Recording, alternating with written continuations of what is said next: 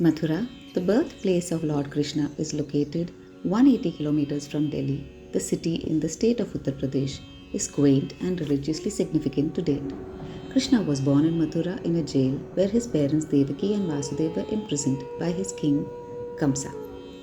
Having lost their first 7 children when the divine Vishnu avatar Krishna was born, the gates of the Mathura jail miraculously opened and all the guards fell asleep. Vasudev carried his newborn child from Mathura to Gokul to the palace of King Nanda. Gokul is 10 to 12 kilometers from Mathura on the other side of Yamuna. When Vasudev reached, Yamuna split open and carved the path for Vasudev to walk through. Krishna was swapped with King Nanda and Yashoda's girl child, and hence Krishna grew up in Gokul. Krishna and his brother Balaram used to play on the hilly streets of Gokul, and even today we can see the streets of Gokul filled with memories of Krishna's childhood.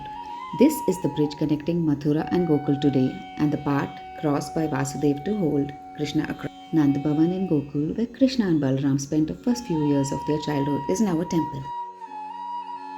Krishna moved with his family to Vrindavan a few years later. The people of Vrindavan are still in love with him and believed to be living with him. Krishna performed innumerable miracles since his childhood, killing all the asuras sent by his uncle Kamsa to kill Krishna. Once, a gigantic horse demon named Keshi was sent to kill Krishna. Keshi attacked with his wide open mouth, wanting to eat Krishna, but Krishna put his hand inside the mouth and choked him. After killing the demon, he washed his hands in the banks of river Yamuna, and this place is now called Keshi Ghat. Krishna and Balaram, being cowherds, used to spend several happy hours roaming near the Govardhan hill around its groves and caves. As per our Puranas, Krishna once questioned his father on why huge offerings need to be made to Lord Indra. He explained that the people must just follow their dharma and do not need to conduct sacrifices for natural phenomena. Indra was angered by this and flooded the village. Krishna saved the villagers by lifting Mount Govardhan on his little finger, thus protecting the people and cattle from rain. A small temple built in the location where Krishna actually lifted Mount Govardhan is located in the middle of the 21-kilometer parikrama around Mount Govardhan. This is the Kusum Sarovar near Radha Kund, where Radha and Krishna used to spend a lot of time. The city of Vrindavan has over 500 temples of Lord Krishna and Radharani. Each temple has religious significance and a reason and story behind why they were there. It is believed that when ones prays to Radharani, they pray to Krishna directly. Hence, the form of greeting one and all in Vrindavan is only Radhe Radhe.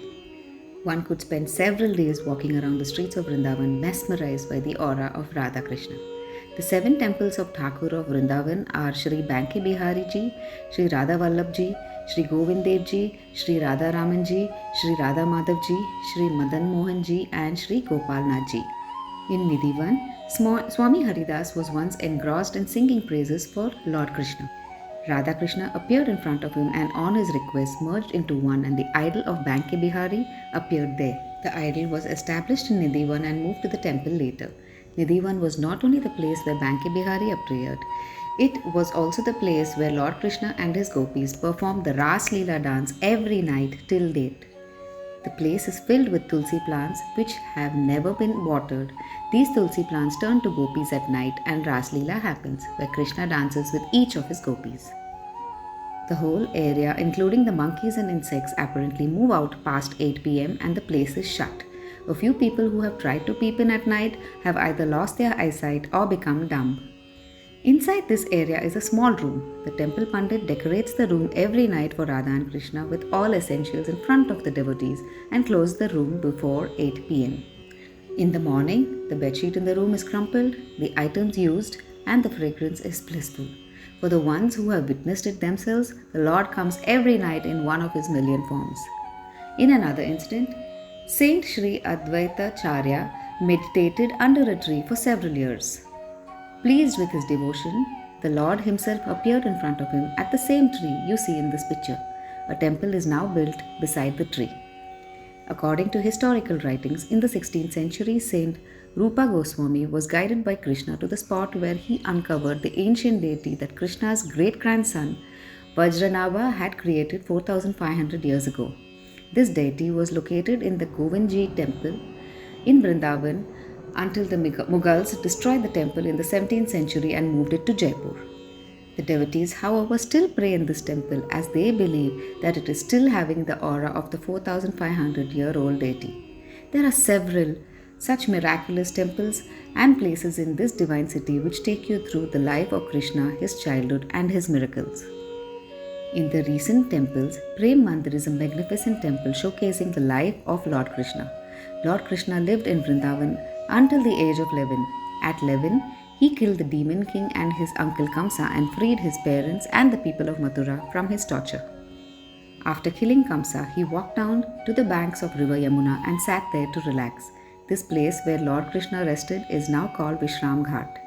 After a few years, Krishna moved to Dwarka. He reclaimed 96 square kilometers of land from the sea to create Dwarka. After his lifetime, the city of Dwarka thus sank into the sea and then went back to where it then belonged. Jai Shri Krishna.